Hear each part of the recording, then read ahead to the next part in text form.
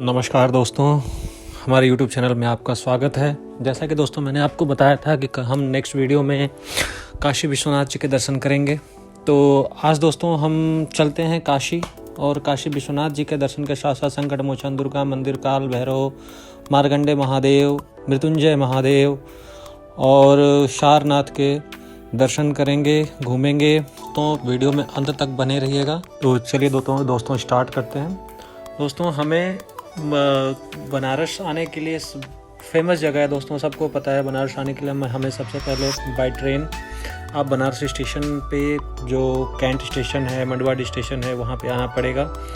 और अगर दोस्तों आप बाय एयर आना चाहते हैं तो बनारस से 30 किलोमीटर की दूरी पे बाबतपुर एयरपोर्ट है। बाबतपुर एयरपोर्ट से आप टैक्सी वगैरह लेकर के आप बनारस आ सकते हैं।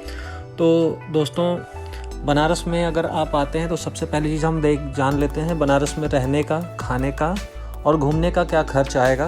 क्योंकि शहर में दोस्तों जहाँ बहुत कंजस्टेड सिटी है तो वहाँ पे आप लोग 4 व्हीलर से ट्रैवल नहीं कर पाएंगे। वहाँ पे जो रिक्शा, ऑटोज़ वगैरह ही ज़्यादा आपके लिए फ़ायदेमंद रहेंगी।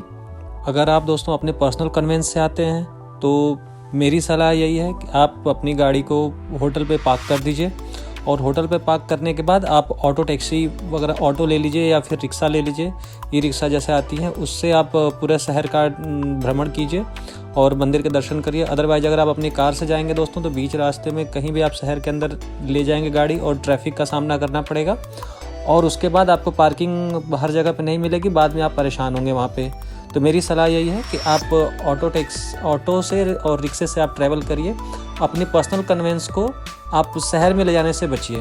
तो दोस्तों हम जान लेते हैं शहर में आपके रहने की क्या व्यवस्था है। तो दोस्तों अगर आप बाय ट्रेन आ रहे हैं तो मैं आपको सलाह दूंगा, या मेरा जहाँ तक है, क्योंकि मेरा होम सिटी दोस्तों बनारस ही है, तो मैं सलाह दूंगा आप विश्वनाथ मंदिर के पास गोदौलिया का मेन चौराहा है, गोदौलिया चौराहे के आसपास आप लक्सा है, गोदौलिया चौराहा है, रथ यात्रा के आसपास आप होटल देखें, जिससे आपके लिए ईजी ये रहेगा कि आपके रीच में ही गोदौलिया चौराहा है। गोदौलिया चौराहे से 300-400-500 मीटर की दूरी पे आपका विश्वनाथ जी का मंदिर है।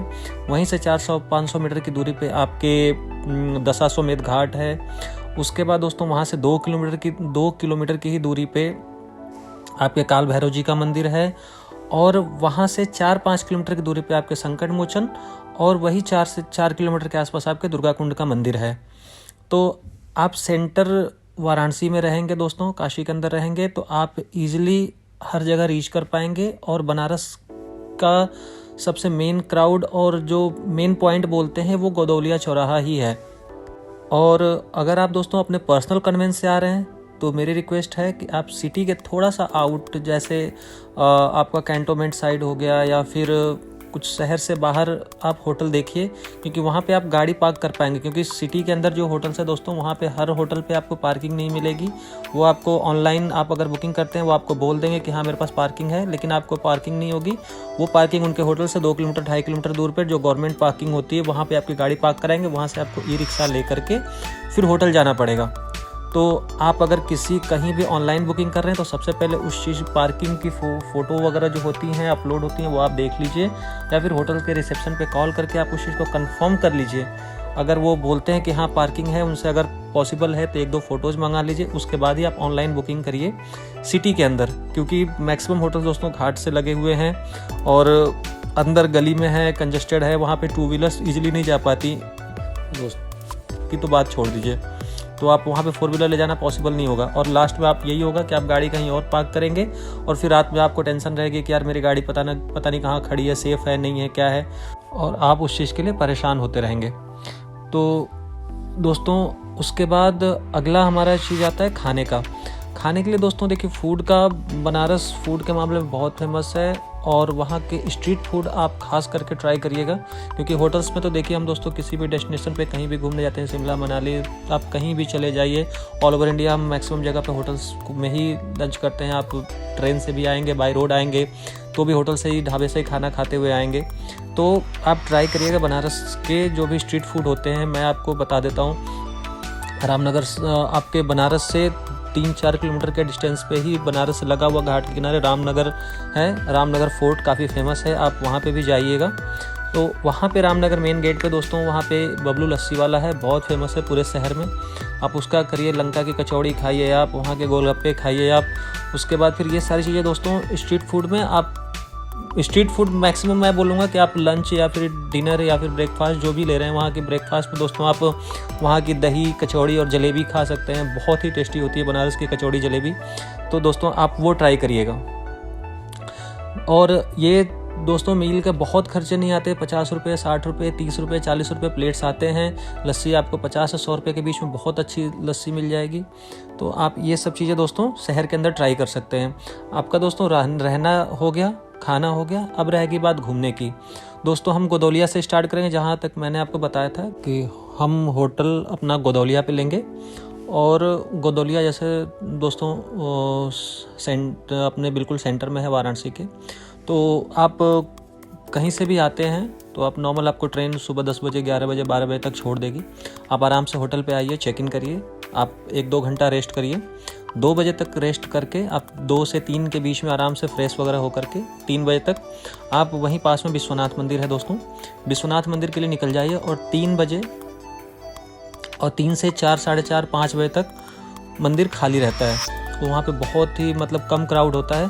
तो आराम से आप जाइए विश्वनाथ मंदिर में, मंदिर को एक्सप्लोर करिए, अच्छे से घूमिए, भगवान के बाबा विश्वनाथ के दर्शन करिए।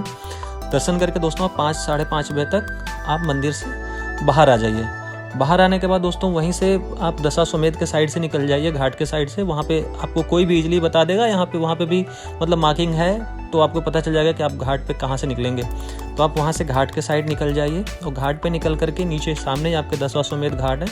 दशाश्वमेध घाट से दोस्तों आपको बोट वगैरह मिलेगी, वो आपको 500 से 1000 के बीच में, मतलब सीजन के हिसाब से होता है। अगर सीजन नहीं है तो आपको 300-400 में भी वो घुमा देंगे।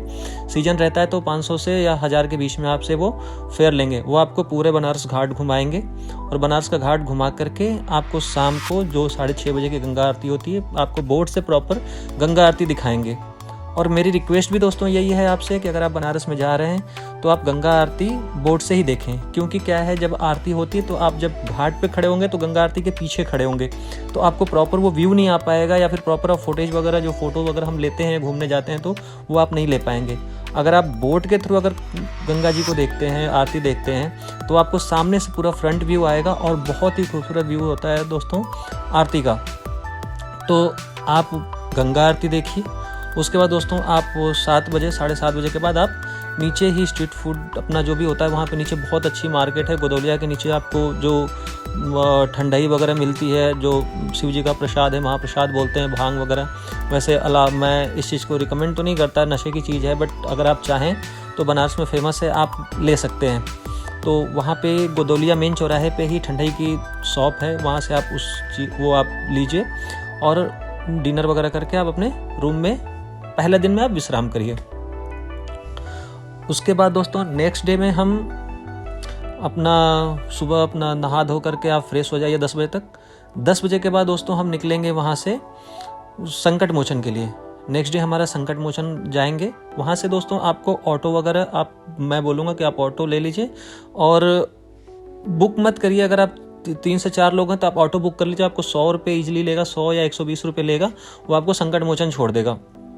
आप संकट मोचन चले जाइए, संकट मोचन दर्शन करिए। दर्शन करके दोस्तों वहाँ से जैसे आप मंदिर से बाहर मेन रोड पे आएंगे, मेन रोड से लेफ्ट साइड को आप 300 से 400 मीटर चलेंगे।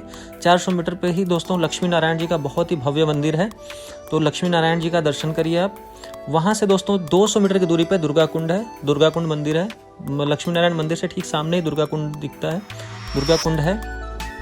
दुर्गा कुंड मंदिर का दर्शन करिए, माँ दुर्गा का दर्शन करिए आप। वहाँ पे कुंड है, कुंड में आप चाहें तो जल वगैरह ले सकते हैं आप। उसके बाद दोस्तों ये आपका दर्शन आपके दोपहर के 12 बजे तक हो जाएगा। अगर आप चाहें तो वापस होटल आकर के आप 2-3 घंटा रेस्ट कर सकते हैं। और 2-3 घंटा रेस्ट करके दोस्तों आप अगर होटल फॉर एग्जांपल आप 12 नहीं 1 बजे तक भी आते हैं तो 1 से लेकर के अपना लंच वगैरह करके 2-3 घंटा रेस्ट करके 2-3-4 बजे के आसपास वहाँ गोदौलिया चौराहे से ही दोस्तों आपको ऑटो मिलेगी मैदागिन के लिए। आप मैदागिन चौराहा बोलेंगे या फिर काल भैरव बोलेंगे, वो आपको मैदागिन चौराहे पे ही छोड़ेंगे। आप मैदागिन चौराहे से राइट हैंड साइड पे वॉकिंग डिस्टेंस में 300 से 400 मीटर की दूरी पे आपके काल भैरव जी का मंदिर है। आप चाहें तो ऑटो आप बुक करके भी जा सकते हैं। वहाँ पे आपको 100 रुपये से ऊपर नहीं लेगा वो। अगर 100 रुपये से ऊपर मांगता है तो आप बार्गेनिंग उससे कर सकते हैं। तो 100 रुपये का मैक्सिमम होता है। वो आपके जो प्राइवेट ऑटोज़ जो आप हायर करके जाते हैं या फिर जो शेयरिंग में चलती हैं, शेयरिंग में 10 से 20 रुपये का रेट होता है। ऑटो टैक्सीज़ का जैसा भी होता है तो 10 से 20 रुपये आपका लेते हैं और आपको पर पर्सन। तो आप काल भैरव चले जाइए। काल भैरव में दोस्तों अंदर आप दर्शन करिए। शाम के टाइम पे वैसे संडे को काफ़ी भीड़ होती है, संडे के अलावा बाकी दिनों में भीड़ कम होती है। तो आप वहाँ पे काल भैरव का दर्शन करिए। काल भैरव मंदिर का दर्शन करके दोस्तों जैसे ही आप बाहर आते हैं तो वॉकिंग है, आप सीधा निकल आइए। जैसे मेन रोड पे आते हैं, मेन रोड पे आप देखेंगे छोटा सा चौराहा है, सर्कल है। वो सर्कल के ठीक सामने ही एक रोड अंदर को जाती है। उस रोड में अंदर दोस्तों आप 200 मीटर जाएंगे, 200 से 300 मीटर जाएंगे, आपको महामृत्युंजय मंदिर मिल जाएगा। महामृत्युंजय जी का बहुत प्रताप है वहाँ पे, माना जाता है। वहाँ पे उनकी मान्यता है। शहर में लोग हर साल वहाँ पे रुद्राभिषेक वगैरह यज्ञ हवन बहुत कुछ होता है। तो आप महामृत्युंजय जी का दर्शन कर लीजिए और दर्शन करके दोस्तों फिर आप बाहर निकलिए, ऑटो लीजिए और आप अपने होटल आ जाइए। दूसरे दिन में हम दोस्तों इतना ही करेंगे। नेक्स्ट डे तीसरे दिन में दोस्तों हम कुछ जगह एक्सप्लोर करेंगे। तो आज के दिन आप दर्शन करके आप डिनर करिए, डिनर वगैरह करके आप दोस्तों आराम से सो जाइए। अगले दिन तीसरे दिन में दोस्तों हम सुबह उठेंगे, नहाएंगे धोएंगे जैसे, और फ्रेश होकर के हम फिर सारनाथ के लिए निकल जाएंगे। दोस्तों पहले आप सुबह सुबह सारनाथ में चले जाइए। सारनाथ में जा कर के आप 2 से 3 घंटा आप सारनाथ में आराम से घूमिए। और इस दिन के लिए मैं बोलूँगा दोस्तों आप गाड़ी बुक कर लीजिए। आपके पास टैक्सी वगैरह है या ऑटो वगैरह है, आप बुक कर लीजिए। उसको सारनाथ तक लेकर के जाइए, क्योंकि शेयरिंग में अगर आप जाना चाहेंगे तो शेयरिंग में आपको 2-3 ऑटो चेंज करनी पड़ेगी सारनाथ के लिए। तो बेटर यही होगा कि आप सारनाथ चले जाइए बुक करके आप सारनाथ 2-3 घंटा घूमिए। घूमने के बाद दोस्तों आप 1-1:30 बजे तक फ्री हो जाएंगे। वहाँ से ही आप एक ऑटो बुक करिए। वहाँ से 15-16 किलोमीटर की दूरी पर मार्कंडेय महादेव हैं। तो ऑटो से बोलेंगे मार्कंडेय महादेव का 200 से 250 रुपये के आसपास लेगा, वो आपको वहाँ पे ड्रॉप कर देगा। आप मार्कंडेय महादेव में जाइए। वहाँ पे दोस्तों बगल में गंगा घाट है, आप गंगा घाट पे जाइए, वहाँ पे स्नान करिए।